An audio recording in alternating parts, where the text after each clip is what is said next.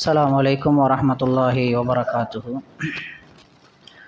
إن الحمد لله نحمده ونستعينه ونستغفره ونؤمن به ونتوكل عليه ونعوذ بالله من شرور أنفسنا ومن سيئات أعمالنا.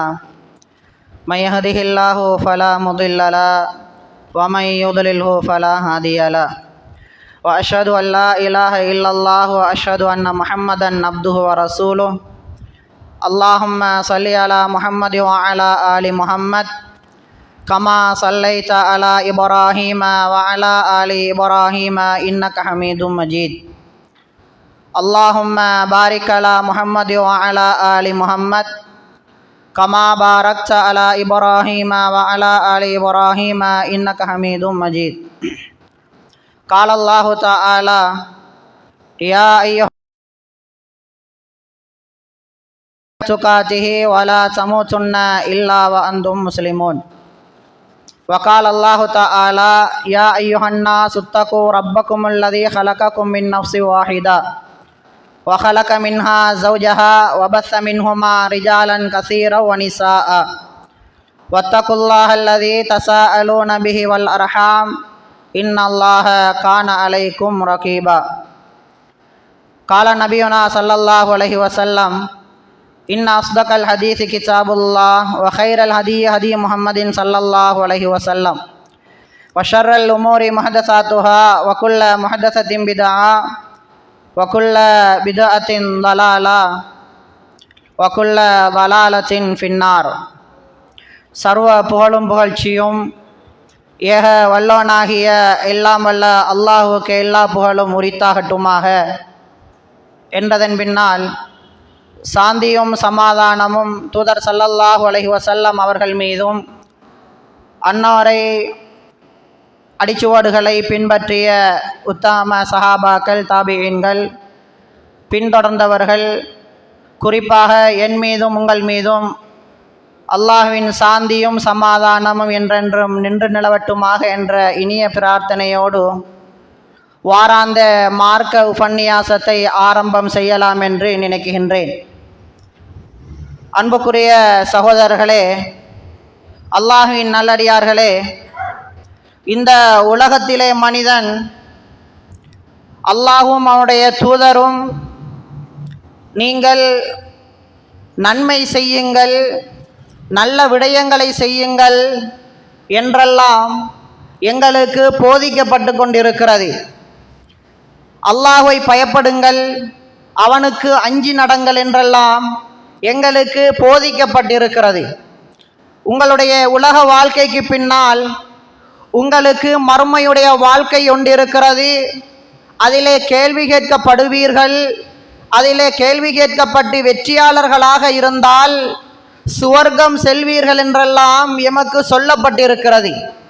இப்படி எங்களுக்கு சுவர்க்கத்தை பற்றி இனிமையான வார்த்தைகள், இனிமையாக அலங்கரிக்கப்பட்ட விடயங்களை எல்லாம் சொல்லி இருக்க, ஒரு மனிதன் ஒரு பாவத்தின்பால் செய்கிறான் என்று சொன்னால், ஒரு பாவத்தை அவன் வேகமாக இந்த உலகத்திலே அரங்கேற்றி கொண்டிருக்கிறான் என்று சொன்னால், அந்த மனிதனுடைய உள்ளத்திலே அல்லாஹ்வை பற்றி ஒரு இறையச்சம், அல்லாஹ்வை பற்றி ஒரு பயம், அவனுடைய நல்ல எண்ணம் இன்னும் எங்களுடைய உள்ளத்திலே தாக்கம் செலுத்தவில்லை என்றுதான் கூற வேண்டும்.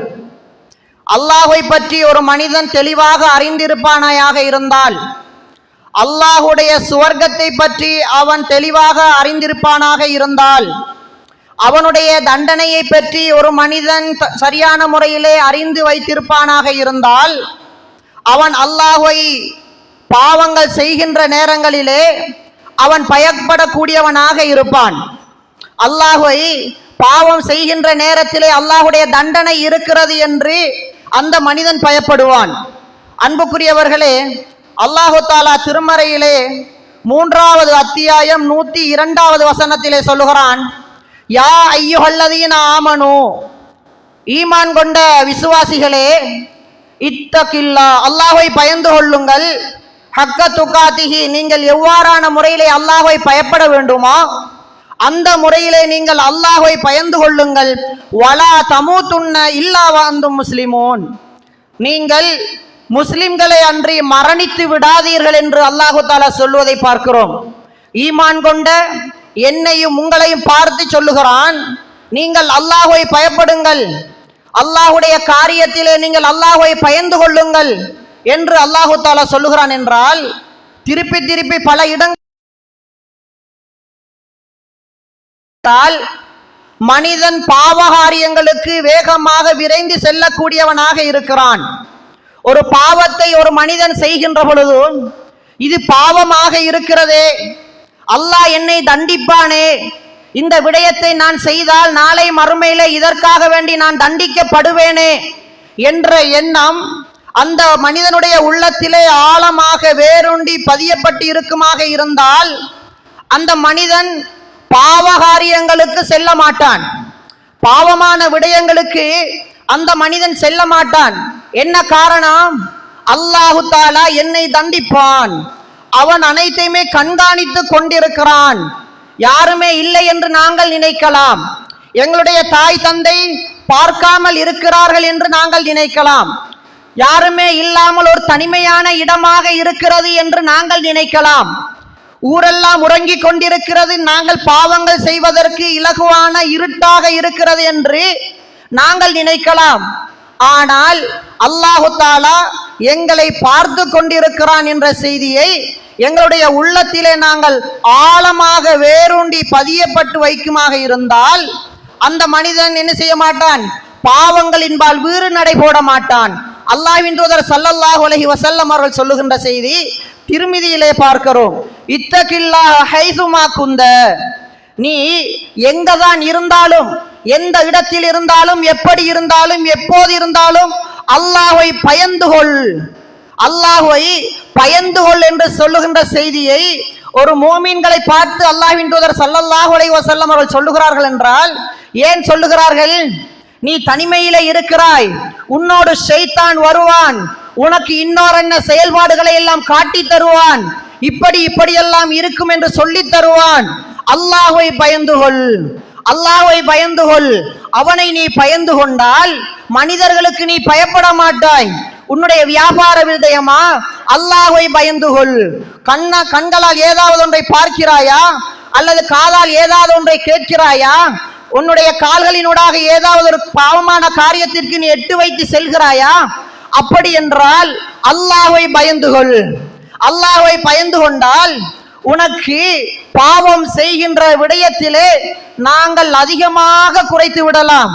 இந்த உலகத்திலே ஒரு மனிதன் தவறு செய்யக்கூடாது என்பதற்காக, ஒரு பாவமான விடயங்களை செய்யக்கூடாது என்பதற்காக நாங்கள் எல்லாம் பலவிதமான சட்டங்களை போடுகிறோம், பலவிதமான திட்டங்களை எல்லாம் தீட்டுகிறோம். ஆனால் அந்த சட்டங்களும் அந்த திட்டங்களும் ஒன்றுமே செயல்படாமல் செல்லுபடியாமல் ஆகுவதற்குரிய காரணம் என்ன? அவனுடைய உள்ளத்திலே அவன் திருந்துவானாக இருந்தால், உள ரீதியாக அவன் திருந்துவானாக இருந்தால் அவனுக்கு சட்டம் போட வேண்டிய அவசியம் கிடையாது, அவனுக்கு திட்டங்கள் தீட்டி நல்ல முறையிலே சொல்ல வேண்டும் என்ற அவசியம் கிடையாது. அவனாக விளங்கிக் கொள்வான், இது பாவமான ஒரு காரியம். அவனாக உணர்ந்து விட்டால் அல்லாஹு தஆலா என்னை தண்டிப்பான் என்ற செய்தியை அந்த மனிதன் விளங்கிவிட்டால் அந்த பாவமான காரியங்களுக்கு செல்ல மாட்டான் என்ற விடயங்களை நாங்கள் எல்லாம் ஆழமாக புரிந்து வைத்திருக்க வேண்டும்.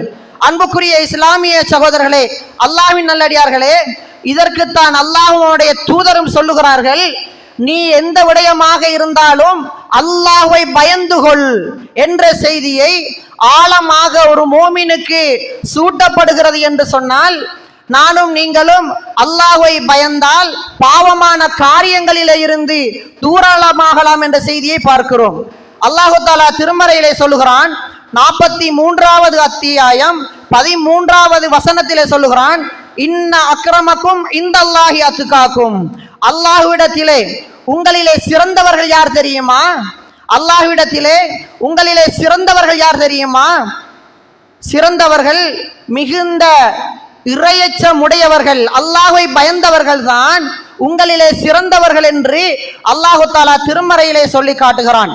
அன்புக்குரிய இஸ்லாமிய சகோதரர்களே, அல்லாஹ்வின் நல்லடியார்களே, அல்லாஹ்வை நாங்கள் துதாசீனம் நாங்கள் பயந்து வாழ்ந்து நடப்போமாக இருந்தால் கண்டிப்பாக எங்களுடைய வாழ்க்கை சீராகிக் கொண்டே செல்லும். அது தொழுகை விடயமாக இருந்தாலும் சரி, தர்மமுடைய விடயங்களாக இருந்தாலும் சரி, ஜகாத்தாக இருந்தாலும் சரி, நண்பர்களோடு பேசுவதென்ற விடயங்களாக இருந்தாலும் சரி, இன்னொரு செயல்பாடுகளாக இருந்தாலும் சரி, அல்லாஹ்வை பயந்து ஆழமான உள்ளத்திலே நாங்கள் அல்லாஹ்வுடைய எண்ணத்தை நாங்கள் பதிந்து வைத்திருந்தால் பாவமான காரியங்களுக்கு செல்ல மாட்டோம். ஒரு முறை நபி ஸல்லல்லாஹு அலைஹி வஸல்லம் அவர்களிடம் கேட்கப்படுகிறது, மக்களில் கண்ணியத்துக்குரியவர்கள் யார் என்று கேட்கப்படுகிறது. அந்த நேரத்திலே நபி ஸல்லல்லாஹு அலைஹி வஸல்லம் அவர்கள் மனிதர்களிலே அல்லாஹ்வை அதிகம் அஞ்சக்கூடியவர்கள், இறையச்சம் உடையவர்கள் தான் சிறந்தவர்கள் என்று நபிகள் நாயகம் ஸல்லல்லாஹு அலைஹி வஸல்லம் அவர்கள் சொல்லுகிறார்கள். அன்புக்குரியவர்களே, அல்லாஹ்விடத்திலே மிக சிறந்தவர்கள் யார்? அல்லாஹ்வை யாரெல்லாம் அஞ்சி நடக்கிறார்களோ, அவனை பயந்து நல்ல முறையிலே நடந்து கொண்டிருக்கிறார்களோ, அவர்கள்தான் இறைவனிடத்திலே சிறந்தவர்கள் என்று அல்லாஹ்வின் தூதர் ஸல்லல்லாஹு அலைஹி வஸல்லம் அவர்கள் பதிலளிக்கிறார்கள். அது மாத்திரமல்ல, ஒரு முறை நபி ஸல்லல்லாஹு அலைஹி வஸல்லம் அவர்கள் அபூ மஸ்ஊத், அதாவது என்னுடைய அடிமையை நான் சாட்டையால் அடித்துக் கொண்டிருந்தேன், சாட்டையால் நான் என்னுடைய அடிமையை தண்டித்துக் கொண்டிருந்தேன். அந்த நேரத்திலே அபூ மஸ்ஊதே என்ற சத்தம் கேட்கிறது. அபூ மஸ்ஊதே என்ற சத்தம் கேட்கிறது. நான் கோபத்திலே என்னுடைய அடிமையை நான் தண்டித்துக் கொண்டிருந்ததன் காரணத்தினால் அது எனக்கு விளங்கவில்லை. அந்த அழைத்த மனிதர் பக்கத்திலே வருகிறார். நான் திரும்பி பார்த்தால் அது அல்லாஹ்வின் தூதர் ஸல்லல்லாஹு அலைஹி வஸல்லம் அவர்கள். தூதர் ஸல்லல்லாஹு அலைஹி வஸல்லம் அவர்கள், அபூ மஸ்ஊதே, நீங்கள் உங்களுடைய அடிமையை நீங்கள் தண்டித்துக் கொண்டிருக்கிறீர்களே, உங்களால் இந்த அடிமையை இவ்வளவு தண்டிக்க முடியுமாக இருந்தால் அல்லாஹ்வால் உங்களை தண்டிக்க முடியும் என்றார்கள். அதனை கேட்ட அபூ மஸ்ஊத் ரலியல்லாஹு அன்ஹு அவர்களுடைய சாட்டை கீழே விழுகிறது. அதற்கு பிறகு ஒரு நேரம் கூட தன்னுடைய அடிமையை அவர்கள் அடித்ததில்லை, தண்டித்ததில்லை என்ற செய்தியை நாங்கள் பார்க்கிறோம். ஒரு செய்தி, அல்லாஹு தஆலா நீங்க அடிமையை அடிக்கிறீர்களே, உங்களுடைய அடிமையை நீங்கள் தண்டிக்கிறீர்களே, அதனால் அல்லாஹு தஆலா உம்மை தண்டிப்பான் என்ற செய்தி சூட்டப்படுகிறது. அந்த நேரத்திலே சாட்டை கீழே விழுகிறது. உங்களையும் அல்லாஹு தஆலா தண்டிப்பானே என்ற செய்தி உள்ளத்திலே பதிந்ததன் விளைவு ஒரு காலமும் அதற்கு பிறகு நான் என்னுடைய அடிமையை அடித்ததே இல்லை என்ற செய்திகளை பார்க்கிறோம். அன்புக்குரிய இஸ்லாமிய சகோதரர்களே, அல்லாஹ்வின் நல்லடியார்களே, அல்லாஹ்வை பற்றிய பயம், அல்லாஹ் தண்டிப்பான் என்ற எண்ணம், எமக்கு சுவர்க்கம் வேண்டும் என்ற ஆசை எங்களுடைய உள்ளத்திலே பதியுமாக இருந்தால் பாவம் செய்வதிலே நானும் நீங்களும் தூரமாகி விடலாம் என்ற செய்தியை நானும் நீங்களும் விளங்கிக் கொள்ளலாம். அது மாத்திரமல்ல, அல்லாஹு தஆலா 22வது அத்தியாயம் 37வது வசனத்திலே சொல்லுகிறான், லை யனாலல்லாஹு லுஹூமுஹா வலா திமாஉஹா வலாகி யனாலுஹு தக்வா மின்கும். உங்களிலே நாங்கள் அறுத்து பலியிடுகின்ற விடயங்களை பற்றி சொல்லுகிறான். நீங்கள் அறுத்து பலியிடுகின்றீர்கள், உங்களுடைய இரத்தமோ மாமிசமோ அல்லாஹ்வுக்கு தேவை காண மாட்டாது. வலாகி யனாலுஹு தக்வா மின்கும். உங்களிலே யாருக்கு இறையச்சம் இருக்கிறது என்பதை பார்ப்பதற்கு தான் அல்லாஹு தஆலா இப்படியெல்லாம் செய்ய சொல்லுகிறான். உங்களிலே யாருக்கு இறையச்சம் இருக்கிறது? இரத்தம் இறைவனுக்கு தேவையில்லை, மாமிசம் இறைவனுக்கு தேவையில்லை. உங்களுடைய இறையச்சத்தை அல்லாஹு தஆலா பொருந்திக் கொள்ள பார்க்கிறான். நீங்கள் யாருக்காக வேண்டி இவைகளை செய்கிறீர்கள்? அல்லாஹ்வுக்காக வேண்டி செய்கிறீர்களா அல்லது சமூகத்திற்காக வேண்டி செய்கிறீர்களா?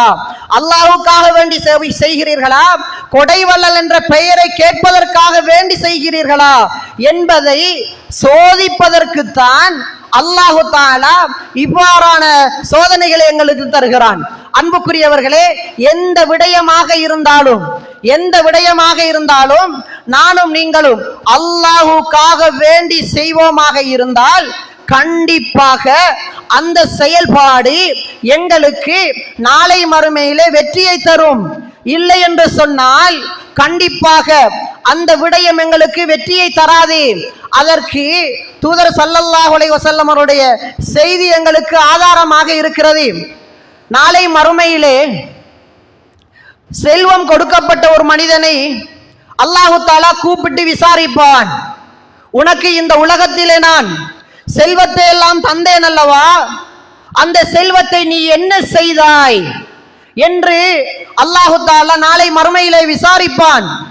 அந்த விசாரணையிலே அந்த மனிதன் சொல்லுவான், யா அல்லாஹ், நீ எனக்கு செல்வத்தை தந்திருந்தாய், அந்த செல்வங்கள் அனைத்தையுமே நான் உன்னுடைய பாதையிலே உனக்காக வேண்டி நான் செலவழித்தேன் என்று சொன்னால் அல்லாஹு தஆலா அந்த மனிதனிடத்திலே சொல்லுவான், என்ன தெரியுமா, இல்லை, நீ எனக்காக வேண்டி செலவழிக்கல, உன்னை அனைவருமே கொடை வள்ளல் என்று சொல்லணும், உன்னை நல்ல மனிதர் என்று சொல்லணும், தர்மம் செய்யக்கூடியவர் என்று சொல்லணும். இதற்காக வேண்டித்தான் நீ உலகத்திலே அவனைத்தையுமே செலவழித்தாய், அவை அனைத்தையுமே நீ அங்கே பெற்றுக்கொண்டு விட்டாய்.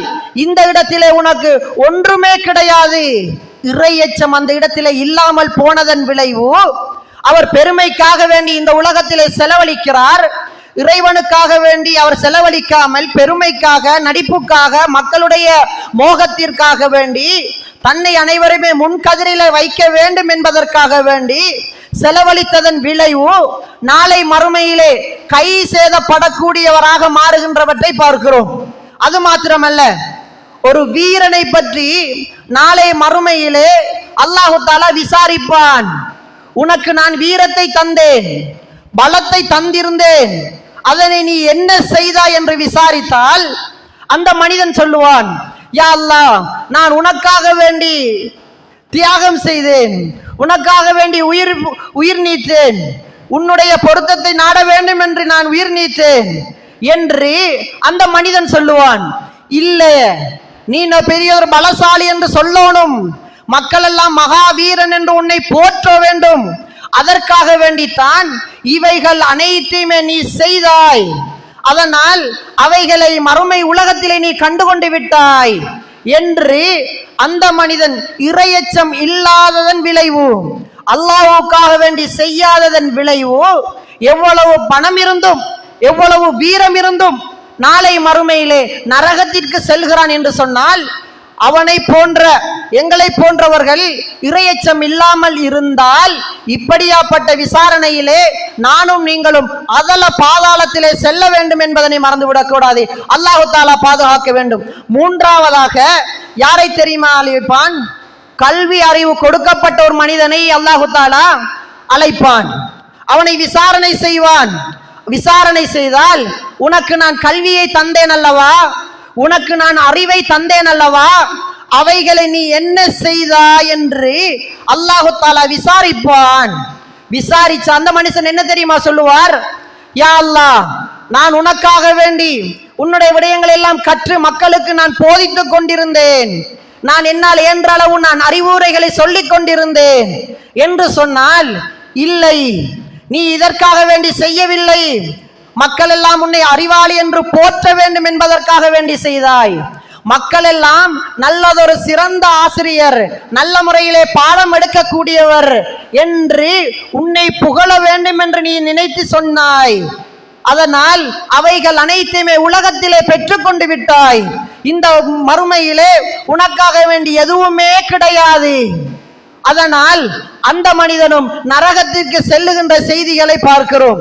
அன்புக்குரிய இஸ்லாமிய சகோதரர்களே, அல்லாஹ்வின் நல்லடியார்களே, இப்படி அல்லாஹ் தஆலா எதையெல்லாம் எங்களுக்கு தந்திருக்கிறானோ அவைகளை இறையச்சத்தோடு, கல்வியாக இருந்தால், பணமாக இருந்தால், வீரமாக இருந்தால், என்னவாக இருந்தாலும் அல்லாஹ்வுக்காக வேண்டி செய்தால் மாத்திரம்தான் நாளை மறுமையிலே அதற்கான ஈடேற்றம் எங்களுக்கு கிடைக்கும்.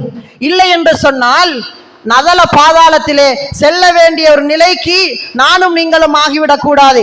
அன்புக்குரிய இஸ்லாமிய சகோதரர்களே, அல்லாஹ்வின் நல்லடியார்களே, இன்று நாங்கள் பார்க்கிறோம் வியாபாரங்களை எடுத்து பார்த்தால், அந்த வியாபாரத்திலே இவைகள் இல்லாவிட்டால் வியாபாரம் செய்ய முடியாது என்று அல்லாஹ்வின் மீது நம்பிக்கை இழந்தவர்களாக, அல்லாஹ்வை பயப்படாத ஒரு மனிதர்களாக, இறையச்சம் இல்லாத வியாபாரத்தை நாங்கள் இன்று பார்க்கிறோம்.